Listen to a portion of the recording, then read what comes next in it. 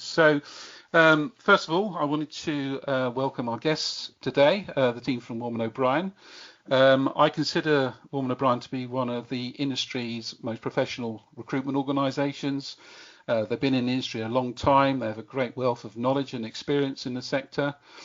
And we consider them to be honest, one of the best recruiters in the industry. Been around a long time and really know what they're doing. So I'm going to introduce them all to you as we move forward. And a little bit about myself. So I've been running Farming Web now for 26 years, coming up for 27 in actual fact. I work in a number of different sectors. Most of you know me if you don't already. And one of the things that I tend to do is to do a lot of podcast webinars. I'm a judge for many of the events in the industry. So we try and keep our finger on the pulse about what's happening, which has led us to today's webinar in actual fact. And I hope you will get something from it that's sufficient for you all. So let's introduce the team first of all. So first of all, Mark, a little bit about yourself. Thank you very much, Vince. That's some very kind words. I'm showing my age now with the way you're saying how long we've been in the industry, but thank you for that. Hello, everyone. My name is Mark O'Brien. I'm the founder and CEO of Warman O'Brien. Set up the company back in 2017 with my wife, Caroline. She's actually from the industry, so she was an associate director of biostatistics at IQVIA for 15 years. So we combine my recruitment expertise with Caroline's industry knowledge to set up Warman O'Brien. So that's the founding of the company. I've got over 20 years of experience within the recruitment within the life science industry. I primarily worked within biometrics over the years. Very passionate about helping people, whether it be offering market insights, preparing candidates for interviews, helping with CVs. So really about how we can help candidates and provide a outstanding service to clients as well. Recruited across the breadth of the life sciences industry, anything from stealth mode, early stage biotech companies to medium-sized CROs to large pharmaceutical companies. So recruited in over 30 countries worldwide, placed contractors across a number of different companies, and continue to do so. Presented and exhibited at major pharmaceutical conferences, whether it be PSI, Fuse, ASGCT, amongst others. And we are once again the strategic partners at BioNeuroscience, which is a more recent conference that we're proud to be partners with, and that's happening at the end of this month as well. So I love getting involved in networking and connecting with people within the industry. We are passionate about it. And also, our charity partner for this year is Dementia UK. Last year it was Alzheimer's UK. So we're very passionate about it. And one of the things within the company is that part of the fees that we charge our clients, we give a percentage back to the charity partners we work with. So we're very passionate and proud of that as well. That's for me. Great. Thanks, Mark. Okay, Charles.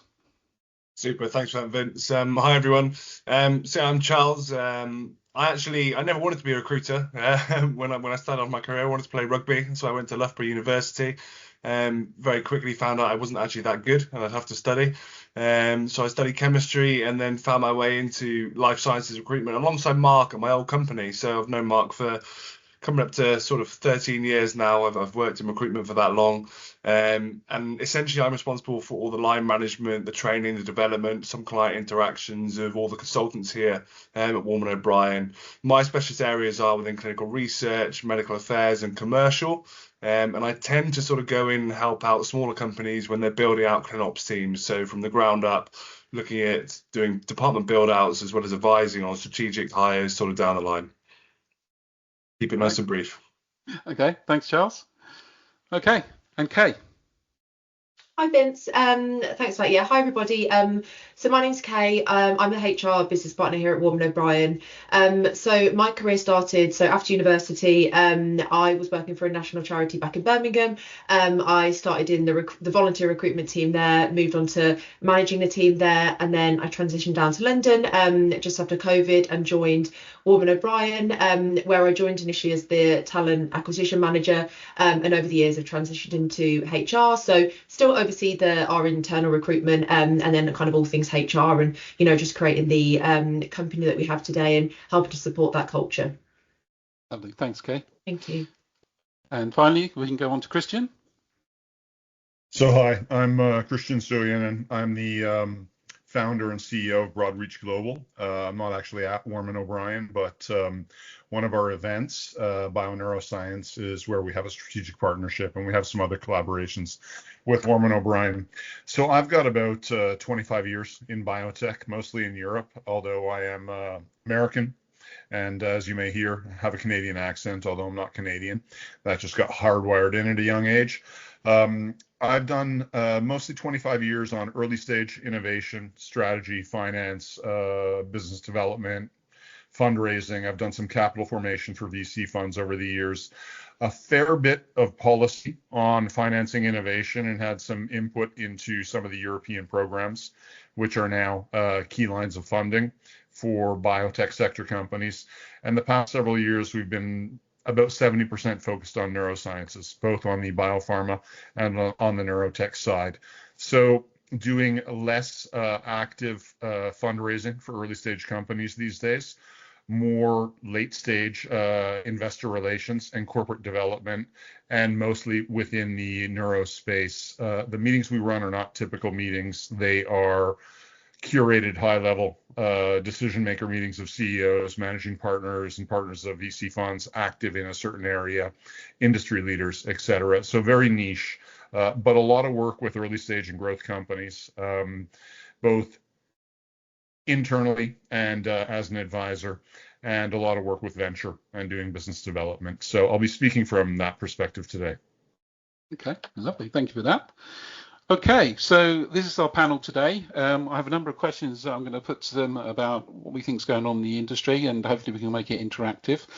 The session should take around about 25 minutes, so hopefully that's going to be all right for everyone. And just to remind you, if you've got any questions, could you put the questions in the chat so that we can answer them at the end of the session. Okay, so to kick off, I've got a question for you, Mark, I think, really. When we're addressing the rise of fraudulent candidates, so what types of fraudulent activities have you observed in recent recruitment processes, and what methods and technologies does Warman O'Brien use to detect and prevent fraudulent applications?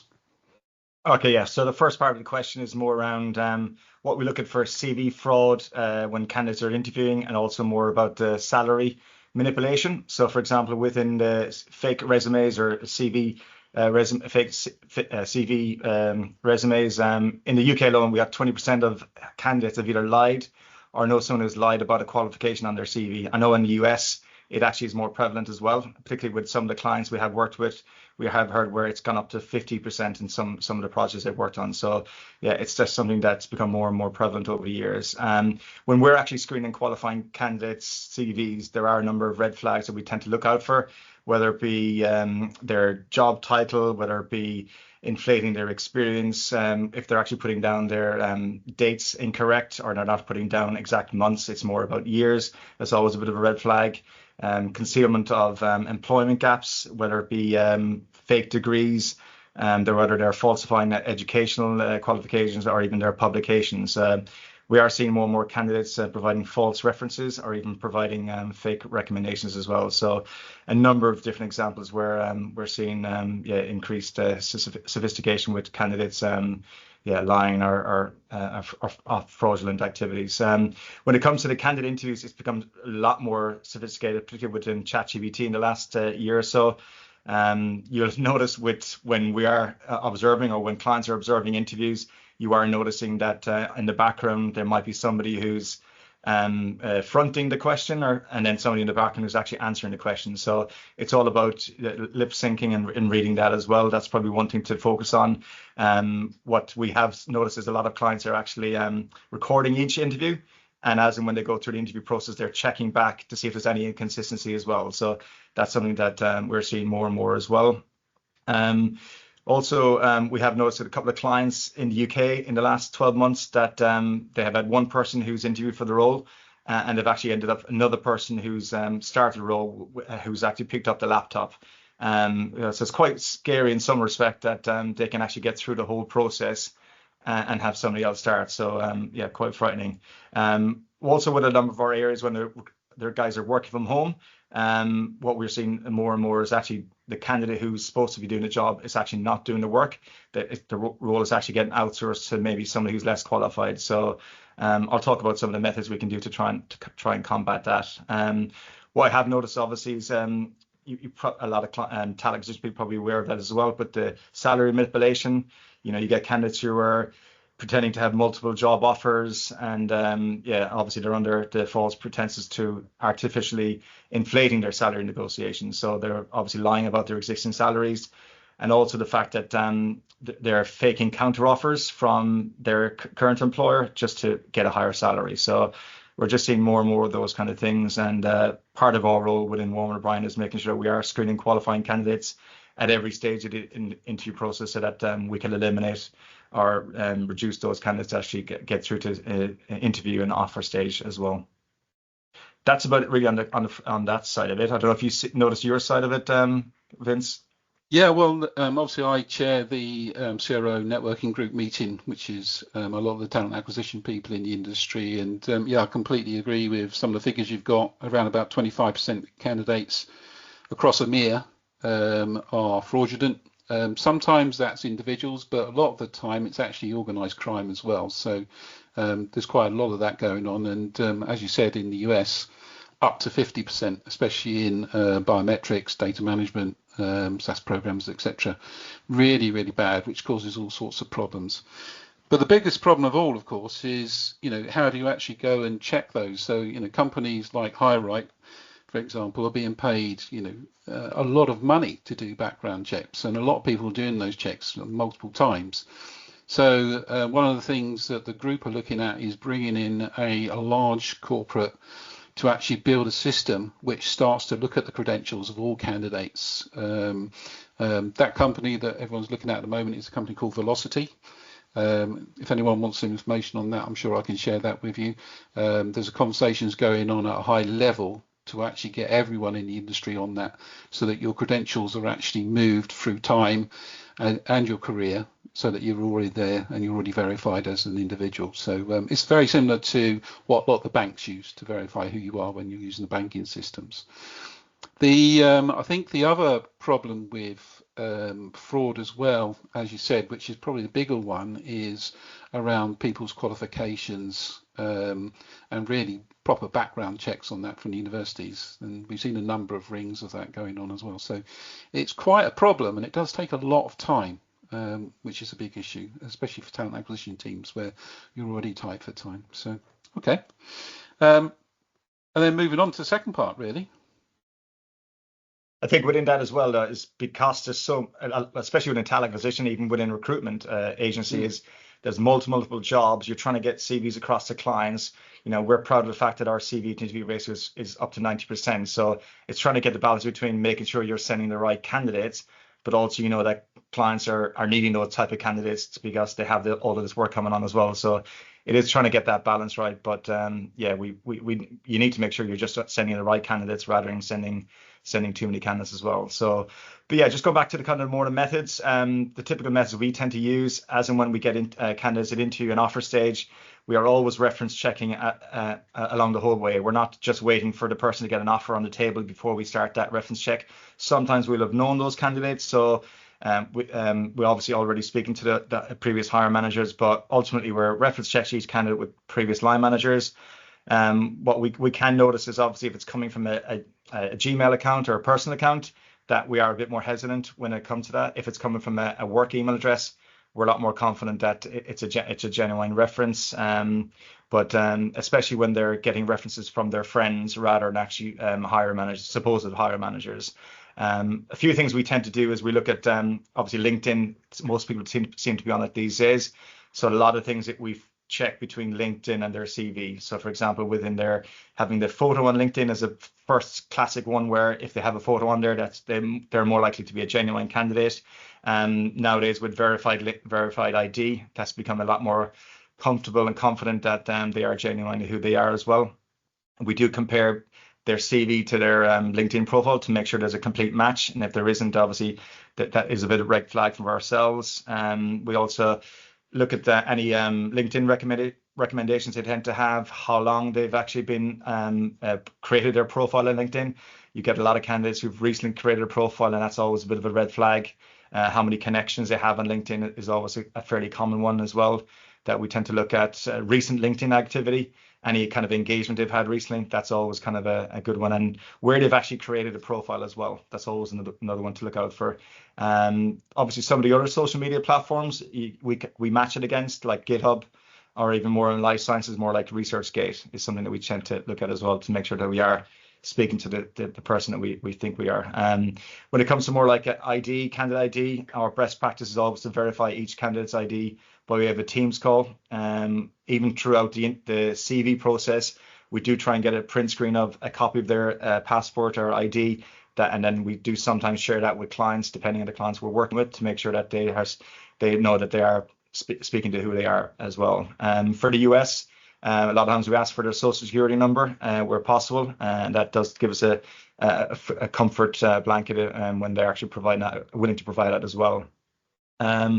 Also, you talked about obviously the qualifications, Vince. What we do is obviously a lot of times checking they're listed within the alumni as well. That's always a good one to look at, that probably we don't think about as much. So I always tend to look at that. When candidates, when we are speaking to candidate clients, when they start within roles, or the people that start within roles, a lot of times they don't tend to have their video on a lot of times.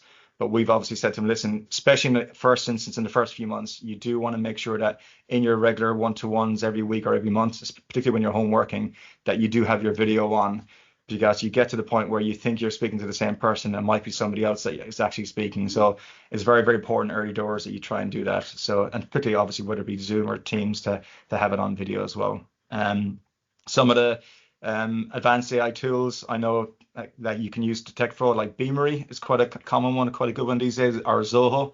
They seem to be the ones that I'm hearing more and more that clients are tend to use. And just finally going back to LinkedIn, you actually, from a LinkedIn photo aspect, you can actually run a reverse image search as well. That's a good way of checking if it's actually a genuine photo of him as well. So there's some of the kind of methods and technologies I recommend. Right. Well, thanks for that. I mean, that just shows you, how thorough and professional you need to be as a recruitment consultancy now to actually supply clients with exactly what they need. So well done on that. I mean, it's great. Charles, I'd like to go to you next, if I may. How can employers enhance their screening processes to identify potential fraud? I mean, we talked about a lot of things that you guys are doing. What can you add to that? Yeah, sure. Thanks for that, Vince. And thanks to Mark as well, because there's a lot of really good points in there that I think can be mirrored, that clients use themselves. I think what I'd like to focus on, if it's all right, is what you can do when you're actually interviewing people. As we know, the majority of candidates now will conduct at least one stage of an interview over Teams, rather than it all being face to face. So the first thing, really, really obvious, is obviously be on video, as Mark said. Secondly, it might sound a bit strange, but ask people to remove earphones. It's a really easy tool for people to cheat, because what they'll do is they'll have somebody stood off the camera who's listening to the call as well, and they're giving them answers into those earphones. So they're not actually listening to you, they're listening to somebody else speak to them and give them answers. So if you can ask them to remove earphones if possible, that's a really, really good one. And watch to see if candidates are typing while they're talking to you or while you're talking. What's most common there is they're not actually taking notes. They could be putting those notes into ChatGPT or something like that will provide them with answers to your questions. A way to kind of get around that, if you think somebody might be using some form of AI to give them answers, is have a few questions that you've already asked those AI bots. What they tend to do is spit out answers to questions in very, very similar formats every time. So you can see if somebody's following that exact same format, and you can kind of almost catch them out to a degree. So yeah, you use AI for your benefit. Now, if we're thinking about sort of the questions you can ask, candidates will be very well prepped at answering specific types of questions, but what they may not be ready to do is give their opinions on questions. So if you're giving somebody a scenario, and you say, okay, you have to complete X task, you have two options or two ways of doing this task, which option will you pick and why? What you're doing is you're testing to see, does that person actually really understand what they're talking about, or are they just giving you a verbatim answer that they've either been prepped for, or that someone is talking to them? And then you can actually go down another level on that and get them to explain why they've chosen that method, or why they think it's a better method than the other one. What that tends to do is it eliminates anybody who has just got that base level of understanding, and actually you can test for sort of deeper sort of knowledge around the area. Another really good question you can ask candidates is how would you actually coach somebody or teach somebody to be able to do one of the key specific experiences or tasks that you have on your CV. So you're highlighting something that they say they have. For example, if you're speaking to statisticians, they may say they are very experienced and have sort of relevant exposure to working with Bayesian analysis methods. So asking them to then explain how they would actually teach somebody to do that, again, will show their deeper understanding of that area. Those are just a sort of a couple of techniques that you can use to check really how strong a candidate is, and also actually if what they say they can do on their CV is what they can do. Obviously, your other option is to outsource it to a recruitment agency like us, and we'll just do it all for you and send the candidate over. But that's probably your easier option. Absolutely. Thanks, Charles. That's great. No worries. For the sake of time, I'm going to move straight on to the next question, if I may. So, exploring key recruitment trends. Kay, I'd like to ask you this question. What are the top priorities for emerging workforces 2024-2025 when they're selecting employers, and how are organisations responding to meeting new expectations of both millennials and Gen Z candidates? Things like remote working and, across all of the different generations, not just, millennials and Gen Z, for example. Yeah, lovely. Thank you, Vince. So I think first off, what the term kind of emerging workforce. So I'm talking about millennials, young millennials, and the kind of Gen Z generations, and they are the fastest growing workforce. And I think it's by 2030, it's predicted that they'll make up 65 to 70% of the global workforce. So understanding their key drivers is obviously so important in attracting and retaining that talent that's going to make up most of the workforce. So I think one of the key priorities for this workforce is a greater sense of value and purpose. So we know that especially young millennials and Gen Zs, they're very value driven. They want purpose to their role that will then provide them with that job satisfaction, both in work and outside of work. So Deloitte actually conduct a survey on a yearly basis. I think it's been going for about 13 years now, and they go out to 22,000 millennials and Gen Z workers across 44 different countries, and it kind of goes into the ins and outs of what they want out of work, and I picked out some kind of really amazing facts from that. So it's 89% of millennials and there's 86% of Gen Z. They say that having a sense of purpose is somewhat or very important to their overall job satisfaction. And I think that's huge. You've got nearly 90% of that workforce essentially shouting to their current employers and potential employers that in order to feel satisfied in their role, they need to see that bigger picture. They need to have a sense of purpose and to know the impact of their work and that it contributes to something more. So with employers, they really need to show that they can support that, and they can do this through tailored learning and development. It's a key one, learning and development, having clear progression pathways. So candidates can know, where they're going to achieve their goals in kind of 1 to 5 years time, really embed them in that company, offering mentoring and just ensuring that the business as a whole is aligned. There's that unity, they're working as one, to reach that kind of purpose and really kind of instill that value in the role. I think another key driver, and I actually think this is probably comes out top for the focus of millennial and Gen Z, is that shift towards work-life balance and being well supported at work. I think the traditional sense of work and work life is shifting, and I don't think it's the sense taking away from the importance of work and the productivity, but it's shifting away from that traditional 9 to 5. And I think it's more for employers to acknowledge that life outside of work is equally as important as that 9 to 5. We can see that through Gen Z. They rank cultural activities, seeing different cultures, reading, might be playing an instrument, different hobbies. They see that, as equally as important as work. And if they're able to do that alongside work, then they will have greater job satisfaction, a greater commitment to their role, a greater commitment to their company, because they have, that well-rounded life, basically. And that's kind of where they want to strike that perfect work-life balance.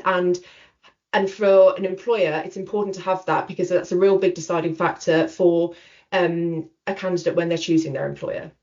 And I think this linking onto that as well, another factor for the Gen Z millennial workforce is how their employers support them through mental health and managing work-related stress. Again, in the survey, it highlighted that only half of Gen Z and millennial workers combined rated their mental health as good. And so I think that's quite telling. Then there's the other half of the workforce who rate it a lot lower than that. So that's a real key driver as well. Is this company going to support me in my mental health? Are they going to, instill that kind of flexible working, have that hybrid working that can support me both inside and outside of work? Are they going to strive to remove that stigma at work?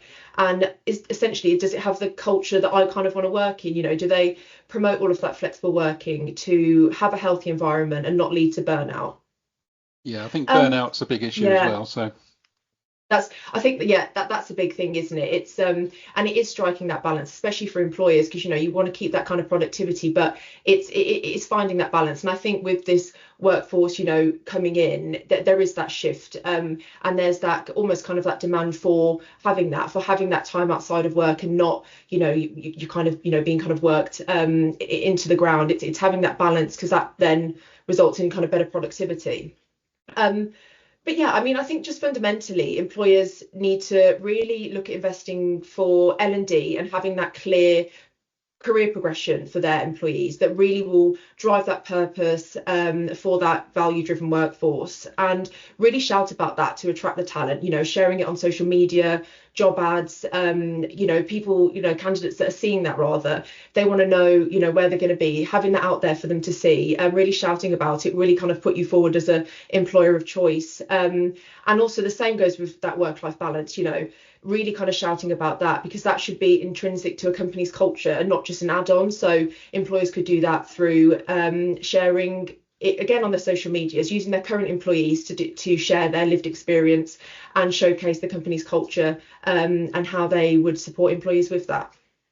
Yeah, no, it's really important. I know that going back to the well-being thing, I know Alcuvia put in place, I believe it was a buddy system now, where they actually go out with people for walks and spend time actually face to face, especially if you're remote working a lot. And I thought that was a really great idea. So thank you for that. Moving on again, because we're tight for time. I'd like to ask Christian a question, if I may. When we're looking at the challenges in attracting investment for clinical projects, what are the biggest obstacles in securing investment in today's market, and does that vary between preclinical and clinical stage companies? Yeah, thanks. That's a very good question. And first, I'll say it does vary. The main variance being that clinical stage companies tend to have larger, more developed teams, because they've usually, by the time they've got to that point, had better financing or more financing and better support and the ability to build out their teams. But when we're looking at clinical stage or even preclinical stage assets, it's important to bear in mind, are we talking about within a pharma company, or a public company, or a large private biotech company, or a startup? And that variation will make a lot of difference, because most innovation at the discovery and preclinical stage is coming from academic research and then biotech companies who are developing it towards the clinical stage. Most of them have had to build the team as they go, usually with very limited funding, because the funding that comes in goes into the assets, and they only build the team where they're able to. In fact, if you look at a lot of early stage companies, the founders are working either unpaid, or they're living off of their academic or institutional salary and working sort of part-time within the company, and then they move to full-time and they take a quite low salary, and they tend to have interns. So some of what Mark and Charles and Kay have been talking about applies, but a lot of the time when they're looking at junior staff, they're pulling these out of the labs of the PIs who are the inventors of the technology at the company. So they already know them to some extent, even if they've only known them for 6 or 12 months. They're working with the academic founders or the chairman of the scientific advisory board. There's some connection there. So what becomes an issue is the expertise at the clinical development side, especially, and even on the preclinical. Is this scientific expertise, or is this and clinical expertise from the academic and medical setting, or from the industry perspective? Because if you want to partner or license an asset or raise additional funding, it has to be done in accordance with what industry needs to see to be able to partner or pick that up eventually and take over the development. And that is not always done the same way in the academic setting as it's done within industry. So it's very important that the team has that expertise, whether that is a full-time VP of clinical development, or whether that is an advisory board member or a consultant who is retained. They have to have the expertise, and the design has to be taken into account. Obviously, and you work with CROs, a good CRO can cover a lot of this as well, but you need to have the expertise within the company or its advisory board or the team to understand that what the CRO is proposing is in fact what you need and what your potential investors and eventual acquirers or licensors will want to see. When we look at investors, and this is a big challenge, you usually cannot do the preclinical or clinical development without investment. The team tends to play a role in that investors want to be very sure that there is a team in place that can manage this process properly and also manage the money in the company properly. With a lot of companies in the early stages, you have first-time CEOs. Some of them are very good, but it's a learning curve. And some of them they may be brilliant scientists. They're not necessarily good CEOs or executives or business people. And that can be addressed if they're coachable and they have a good board and they have a good team and good advisors around them and listen, but they don't all. So if we were going to look at red flags at that sense, I would say, are the founders, is the management team coachable? Will they listen to advice in those areas where they don't have the expertise, where their academic background does not prepare them to understand exactly what industry is looking for? Will they understand that when they're told, no, that is the wrong model, you need to do this model, or the design of this trial is not correct, we need to look at X? They need to take this on board, take it into account, and ensure they have the right design. If they're the CEO, they should still make the final decision, but they should not do this in a vacuum or assume they know better than people who are coming from the space, because at the end of the day, it will be industry who decides if they acquire that asset one way or the company or the asset. And investors will look at that and they'll determine, is this team capable of executing this plan? Not only is this the right plan, but do they have the people in place to execute it? And that may be, do they have, are they missing some junior or intermediate staff? It is more likely, do they have the right senior players? They may accept a first-time CEO, but they want to know that there are other board members and people around them to mentor them on those aspects that they feel are most important. They also, may have a certain area that, I'll give you an example without naming companies or funds, because this could be odd. We looked a number of years ago, we did a financing for a Canadian company and raised money in the US. And the US investors were very interested, but were apprehensive about investing in a Canadian company and wanted it to move to the US, which was unattractive because it was going to lose the research and development credits, which were helping finance the company, and the other investors were very enamored with. So at the end of the day, we sat down and we found out what exactly the investors in the US were concerned about and what they wanted. And what they were concerned about was the clinical development. And they wanted to make sure that not only was there somebody they knew and trusted who was running that, but that was taking place nearby and they could have overview and oversight. So the solution there ended up being talking to them, working with them in an executive search firm, and hiring VP clinical development who they actually knew and were very happy with, and who lived down the road, and sort of running the clinical development from that location and selecting trial sites where some of the principal trial sites were nearby as well. So they could have their eyes on what they felt was the biggest area of risk for the company getting to the next inflection point. So when you look at early stage companies, the team is very important. The science is fundamental. Without science, there's no company. Obviously, there's no potential. But the team is absolutely crucial, because the risk is less easy to define. You can understand the scientific risk, the financing risk, you can quantify that, the regulatory risk, the market risk, all of these areas. But a first-time CEO who may be the inventor but has no track record, you don't necessarily know how they're going to respond in a given situation or what they'll be like collaborating in a non-academic setting. And this may be why you often see companies that you've known for a few years that struggled to raise money, and they get a few grants, and they make some progress but not very fast because they're not funded, and they talk to investors, and the investors like the science but they don't invest. And after 2 or 3 or 4 years, those same investors will invest. And why is that? It's because they now know the people. They've seen how they responded. They've seen how they struggled through the situations and made it happen. They have built a relationship where there's some understanding and trust and communication, and now they're comfortable. So the red flag is not necessarily the people, but the unknown aspects, the variable aspects, and the fact that at an early stage company, you can almost never have a completely full team. If you did, Warman O'Brien wouldn't need to do any marketing. They just sit back and recruit the teams for the companies who all need more people. Right? That's the reality, but they can't always bring in everyone they need. And some of them, and this is a red flag, are unwilling to, because they see it as a threat. They don't want, when we look at very early stage companies.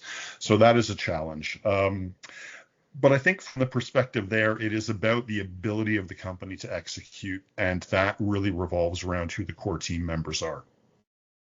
Right. Thanks for that. Because we're running out of time, I'm going to sort of just really jump to a couple of questions that have come in. And I'm going to put this out to the team, really. What significant changes have you observed in the hiring processes in the industry over the last year? Let's put it out to either Mark or Charles, if that's possible. Sorry, you repeat it again, Vince? Yeah. What significant changes have you observed in the hiring processes within the life sciences industry over the last year? Over the last year, Charles? Trying to think. Yeah, sure. They've got faster, to be completely honest with you. So what we've seen is Teams interviews have been brought much sort of earlier in the process. So where it used to be, you would have a screening interview, then you would have another call, then you would potentially have a face-to-face interview. Even post-COVID, that was generally the process. We're now seeing it to be very common to have 2-stage interviews. We're even having sometimes that first stage interview is being outsourced to either a company like ourselves, and then company saying, yeah, great, if you think the candidate's a good fit, we'll bring them straight on site or move straight to Teams interview. The struggle there goes back to the very first thing we were talking about today. It's that rise in fraudulent candidates, right? Because you're not necessarily meeting people face to face until they actually come into the office on day one. You're opening yourself up to that risk. So it's that whole risk reward scenario of, do you want it quick and fast, or do you want to take a little bit longer potentially and find the right person? But you have to make that balance yourself. Yeah, I completely agree with that. I mean, the big one, I think, from FarmingWeb's point of view, seeing in the market is literally speed. Everything is so much faster. And the problem with that, of course, is there's mistakes being made. Yes. People get through, things don't work out the same way. Companies like yourselves do well because you've got the depth of experience to actually make sure that doesn't happen and cover that first thing. Is there's one thing that you guys would put out to this audience as a sort of final comment, because we've run out of time, what would that be? Just to throw that out as a bit of a wild one for you guys. I think it's trying to get the balance between speed, as what Charles alluded to, and getting the right candidates across to the clients as quickly as possible. And then it's getting that balance right, because yes, you want to get candidates across as soon as you can, but for us, we're very proud of the fact that we have that conversion rate from CV to interview. So there's a lot of things we're doing in the background. We screen so many candidates on a day-to-day basis. It's just making sure that we get those candidates across as soon as we can without impacting the quality of the candidates as well. So you're getting so many candidates coming through, but it's just getting those quality candidates that go through to the final stage. And if I could just add something to that as well, I would probably add in just having a process and sticking to it and knowing what your process is, so that whoever you interview, they go through that same journey the entire time. So take time yourself to sit down, make sure you have a robust process, and then just follow through with it. Right, thanks, Charles. Okay, everyone, we've run out of time, so we're going to bring that to an end now. Just to remind everybody, all of these webinars, the podcasts, are actually on the FarmingWeb website. You can go and download them at any time. They're evergreen, so they're not going anywhere. There's been a lot of really good content in some of the webinars over the last 2 years. They're all still relevant, so please go and take a look. And thank you all for attending. It's been a pleasure having you all here to join us. And thanks to the panel for getting the expert view on what's going on in the market.